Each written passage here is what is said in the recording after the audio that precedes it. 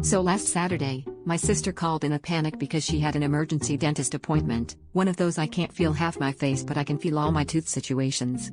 Being the reliable sibling that I am, and mostly because I owed her for that time she bailed me out at the DMV, I agreed to babysit my niece and nephew, ages 7 and 5 respectively.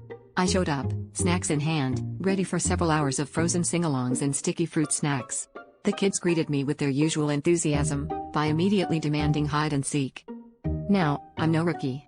I know hide and seek with children is less about stealth and more about pretending you don't see their feet poking out from behind the curtains. But these two?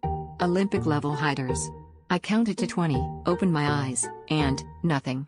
No giggles, no suspicious rustling, not even the telltale sound of a juice box being squished. I checked all the usual spots, under the bed, behind the couch, inside the laundry hamper, where, last time, I'd found both kids and a family of dust bunnies. Still, nothing. 30 minutes in, I started to wonder if hide and seek was actually code for let's see how long it takes Uncle Dave to lose his mind. That's when things got weird. I realized I hadn't checked the backyard, and as I stepped out, the door locked behind me with a click that sounded suspiciously like the triumphant cackle of a 5-year-old. My phone? Inside. Spare key? Also inside. The kids? Nowhere to be seen, but I could swear I heard the faint sound of giggling, either that or the neighbor's cat was now fluent in child. After 20 minutes of hopelessly peering through the windows and attempting to communicate with the kids via interpretive dance, which mostly involved desperate miming and a lot of sweating, I finally resorted to running next door and asking the neighbor to call my sister.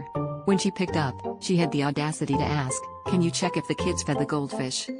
Long story short, the police showed up, and I had to explain that, yes, I was the one filing the missing persons report, for myself.